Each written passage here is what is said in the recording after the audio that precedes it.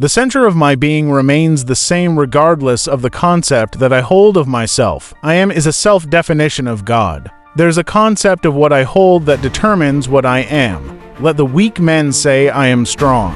I am strong, I am secure, I am loved. That determines the world you live. Consciousness is the one and the only reality.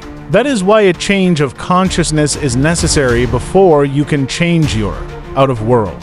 To be transformed, the whole base of your thoughts has to be changed. Your thoughts cannot be changed unless you have new ideas. For you thinks from your ideas. All transformations begins with an intense burning desire to be transformed.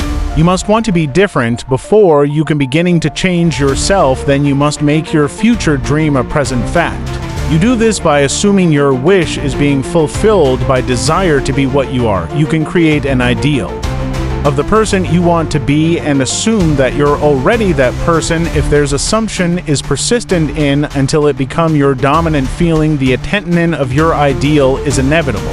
The ideal you hope to achieve, it's always ready for incarnation, but unless you yourself offer it human parentage, it is incapable of birth. Therefore, your attitude should be in one which, having desire to express a higher state, you alone accept the task of incarnating this new and greater value of yourself.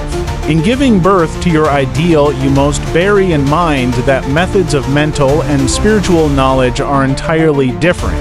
This is a point that is truly understood by probably not one person in the million.